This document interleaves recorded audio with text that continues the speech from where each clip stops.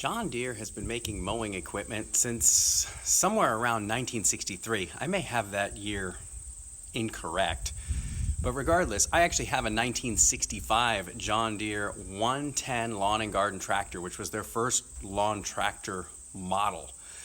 Since then, things have come a long way, and John Deere now has two different lines of lawn tractors and mowing equipment. They've got their kind of standard residential line, which you can purchase at big box stores, and then they also have their X-series lawn tractors, like the X300 series, X500, X700 series, which you can only purchase at a John Deere dealer.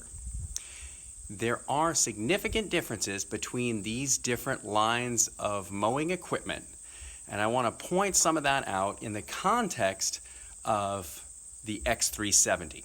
I have a 2017 X370, so this has some time on it, and there may be some changes even to the X370 since this came out, but at least I want to show you. I didn't actually buy this X370. My grandfather did. You know, if I were buying a lawn tractor, I doubt I would have splurged and spent for this thing. However, now that I've used it, obviously it is super nice and definitely a noticeable step up, and in my opinion, probably worth the money. That being said, if I were buying a new machine today, knowing what I know now and doing what I'm doing at this property, I probably would go with a zero turn and definitely with a wider mower deck, 48-inch or even a 54-inch. Let's start under the hood. Now, John Deere says that this is their iTorque engine or whatever, and they say that for all of these. But in reality, this is a Kawasaki engine. Okay, it's a Kawasaki FS, and this one happens to be an FS 600V, so it's vertical.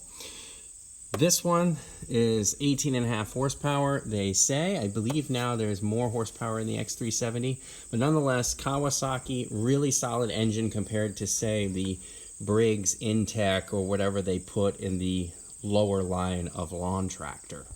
Now, the X300 series is all air-cooled engines, and something Deere does well is they put this cowling in here under the hood. This comes down and basically kind of fits over the intake with the flywheel here. And what this does is it's pulling all the air through these vents on the side rather than straight down the top.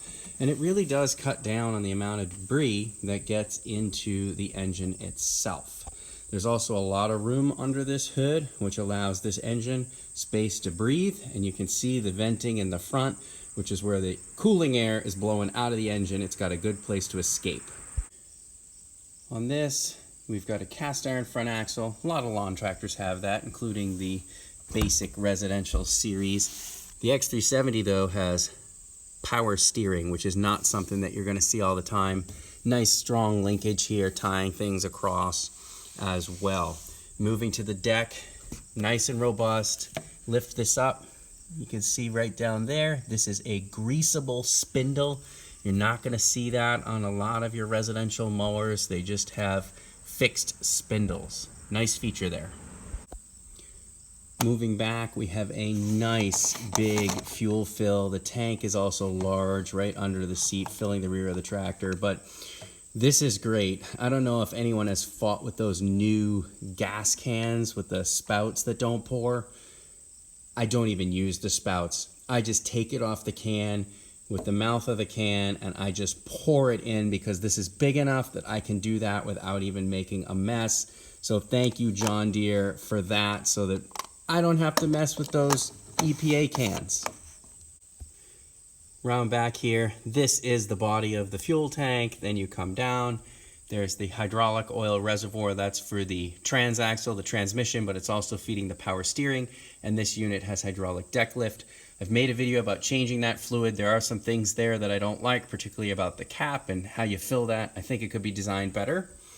Coming down, you pull that out to release your hydrostatic transmission so you can roll this thing freely. And then coming down bottom, what I want to point out is the width here. So looking across, these tires have a stance that brings you all the way out to 38 inches, a little bit wider than many conventional lawn tractors on the tires. The width of the machine gets really obvious when you have just the 42-inch deck like this has. So you essentially, with the 38-inch width on the stance here, only get 2 inches of mower deck sticking out beyond the tires on each side. That's fine, but it does limit the ability to trim up against obstacles compared to if the deck were a little wider or stuck out a little further. The discharge chute here is really wide on this machine. If we lift it up, you can see that the blade here, fairly substantial compared to what you'd see on a lot of your residential grade machines. This throws grass clippings rather far and rather powerfully. Sometimes I feel like too powerful. The wind will pick some of it up and throw it up in your face because it comes whipping out of there so intensely. There's so much airflow. The top of the deck here is nice and smooth except for a small well around the spindle. This makes for easier cleaning and helps it collect less debris.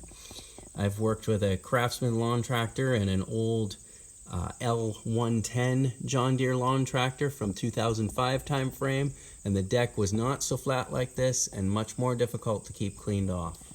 This has electric PTO engagement, cruise control, hydraulic deck lift like I mentioned. You got a cup holder down here. Another nice thing on this machine is this little dash screen here. If we turn the key on, we actually have idiot lights. One to give you a low fuel warning, but you've got engine hours, you've got a digital fuel gauge, you've got kind of a tachometer over there, you get up to the green and you're ready to mow, and you've got your battery voltage there on the right. So kind of a nice cluster of instruments for a lawn tractor. Not necessary, but handy. Another nice feature here is this nice high back seat. It's pretty plush, and this is on a nice spring suspension here so that the ride is pretty good and pretty comfortable sitting on this compared to many other lawn tractors. So to summarize, what sets the X-series apart is you've got greasable spindles on the deck, Kawasaki engines, you've got a little bit wider stance and a heavier machine, and then you've got more robust, well-constructed mower decks with a smooth top that's easier to clean. This just has a 42-inch deck. It would be a little bit nicer if it had the 48-inch deck, get a couple more inches out beyond the side of the tires, which would enable the machine to trim a little bit better.